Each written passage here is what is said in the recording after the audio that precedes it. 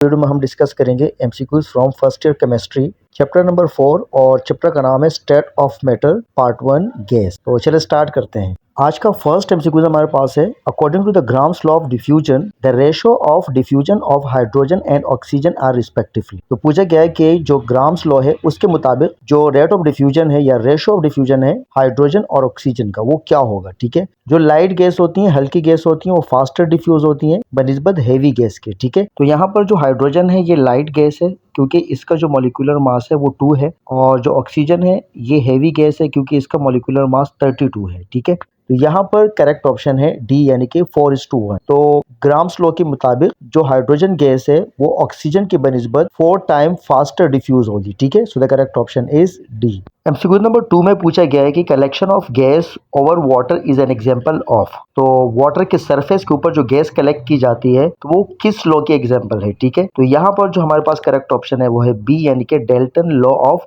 Diffusion. So the correct option is B.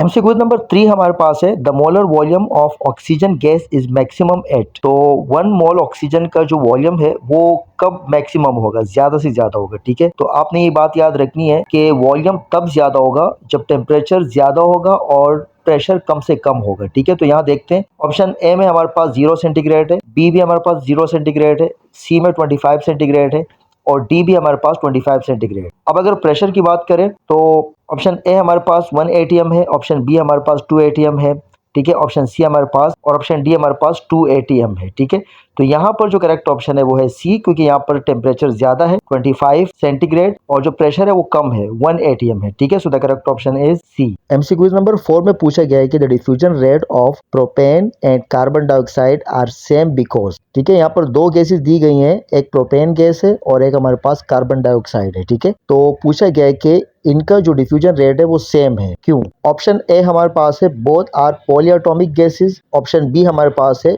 Both are denser than air, option C है both have same molar mass और option D हमारे पास है both contain carbon atoms. ठीक है, तो यहाँ पर जो करेक्ट ऑप्शन है वो है सी यानी कि both have same molar mass. Propane and carbon dioxide दोनों का मोलर मास सेम होगा। प्रोपेन का भी 44 मोलर मास होता है, ठीक है, और कार्बन डाइऑक्साइड का जो मोलर मास है वो भी 44 होता है। ठीक है, तो मोलर मास सेम होने की वजह से इनका रेट ऑफ डिफ्यूजन भी सेम होता है। एमसीक्यू नंबर 5 हमारे पास है the volume of gas would be theoretically 0 at. तो कौन से टेम्परेचर पर जो गैस का वॉल्यूम है वो थ्योरेटिकली 0 होगा। ऑप्शन ए हमारे पास है 0 सेंटीग्रेड, बी हमारे पास है 0 केल्विन, सी हमारे पास है 273 केल्विन और डी हमारे पास है 273 सेंटीग्रेड। ठीक है, so the correct option is B यानी कि 0 केल्विन। 0 केल्विन पर किसी भी गैस का जो वॉल्यूम है थ्योरेटिकली 0 होगा। So the correct option is B. MCQ number 6 हमारे पास है real gas reaches the ideal behaviour at. तो रियल गैस जो है ना ये कब आइडियल बिहेवियर तक पहुंचती है। ठीक है, जो आइडियल गैसेस का बिहेवियर होता है। तो आपने ये बात याद रखनी है, जो रियल गैसेस होती हैं इनके मॉलिक्यूल के बीच में फोर्स ऑफ अट्रैक्शन होती है और इसके अलावा फोर्स ऑफ रिपल्जन भी होती है, लेकिन जो आइडियल गैसेस है इनके मॉलिक्यूल के बीच में force of attraction and force of repulsion नहीं पाया जाता। तो आपने ये बात याद रखनी है, जो रियल गैस है ये आइडियल बिहेवियर तब शो करती है जब टेम्परेचर बहुत ज़्यादा होगा और प्रेशर कम होगा। ठीक है, हाई टेम्परेचर और लो प्रेशर पर जो मॉलिक्यूल है ये दूर दूर हो जाते हैं, इनके बीच में फोर्स जो है ना कम हो जाती है और रिपल्जन भी कम हो जाती है। ठीक है, तो यहाँ पर देखते हैं कि कौन सी ऑप्शन में हाई टेम्परेचर है और लो प्रेशर है। अगर आप ऑप्शन डी में देखेंगे तो वहाँ पर आपको टेम्परेचर ज़्यादा नजर आएगा, मतलब high temperature and low pressure. So the correct option is D. MCQ number 7 में पूछा गया है कि which one of the following statement is incorrect about the gases molecule. ठीक है, तो नीचे 4 स्टेटमेंट दिए गए हैं, पूछा गया है कि इनमें से कौन सा स्टेटमेंट इनकरेक्ट है गैसेस मॉलिक्यूल के बारे में। ऑप्शन ए हमारे पास है दे हैव लार्ज स्पेसिस। तो हम ये जानते हैं कि गैसेस मॉलिक्यूल के बीच में लार्ज स्पेसिस पाई जाती हैं, तो ये तो स्टेटमेंट करेक्ट है। ऑप्शन बी हमारे पास है दे पॉजेस काइनेटिक एनर्जी। ये स्टेटमेंट भी करेक्ट है क्योंकि हम जानते हैं कि जो गैसेस मॉलिक्यूल है इनकी काइनेटिक एनर्जी सबसे ज्यादा होती है। ऑप्शन सी हमारे पास है देयर कोलिजन इज इलास्टिक। तो ये भी करेक्ट स्टेटमेंट है। ऑप्शन डी हमारे पास है their molar mass depend upon temperature. तो ये हमारे पास इनकरेक्ट स्टेटमेंट है क्योंकि गैसेस का जो मोलर मास है ये टेम्परेचर के ऊपर डिपेंड नहीं करता। ठीक है, गैसेस का वॉल्यूम टेम्परेचर के ऊपर डिपेंड करता है। अगर टेम्परेचर बढ़ेगा तो वॉल्यूम बढ़ेगा, टेम्परेचर कम होगा तो वॉल्यूम कम होगा, लेकिन मोलर मास टेम्परेचर के ऊपर डिपेंड नहीं करता है। तो यहाँ पर जो करेक्ट ऑप्शन है वो है डी, यानी कि their molar mass depend upon temperature. MCQ number 8 हमारे पास है, if the kelvin temperature of ideal gas is increase to double and pressure is reduce to 1/2 the volume of gas will. तो पूछा गया है कि अगर हम केल्विन टेम्परेचर बढ़ाएंगे, ठीक है, डबल करेंगे और प्रेशर को रिड्यूस करेंगे, 1/2 करेंगे, तो गैस का वॉल्यूम क्या होगा। देखो हम जानते हैं कि टेम्परेचर बढ़ने से गैस का वॉल्यूम बढ़ेगा और प्रेशर कम करने से गैस का वॉल्यूम बढ़ेगा, ठीक है। अगर आपने टेम्परेचर इंक्रीज किया तो वॉल्यूम गैस का हो गया था डबल, और उसके बाद आपने प्रेशर को भी रिड्यूस किया, ठीक है, तो 2 गुना वॉल्यूम और बढ़ गया, ठीक है।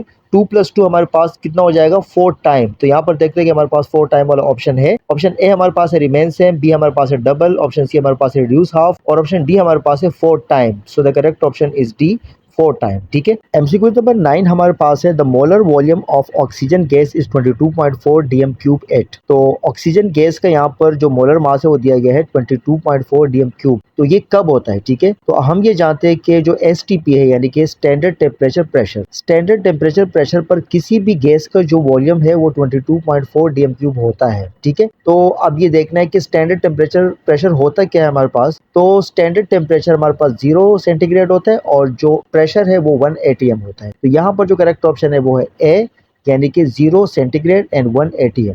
10 एंड लास्ट एमसीक्यूज हमारे पास है, under similar condition methane gas diffuses dash time faster than sulphur dioxide gas. इस एमसीक्यूज में पूछा गया है कि जो मीथेन गैस है वो कितने गुना ज्यादा फास्टर डिफ्यूज होगी बनिस्बत सल्फर डाइऑक्साइड गैस के, ठीक है। तो ये बात आपको पहले बता चुका हूँ, जो लाइट गैस होती है, मतलब जिसका मोलिकुलर मास कम होता है, वो गैस फास्ट डिफ्यूज होती हैं देन हेवी गैसेस। तो यहाँ पर जो मीथेन है इसका मोलर मास है 16, और जो सल्फर डाइऑक्साइड है इसका जो मोलर मास है वो है 64, ठीक है। तो यहाँ पर मीथेन 2 टाइम फास्टर डिफ्यूज होगी then sulphur dioxide. So the correct option is B, 2 time.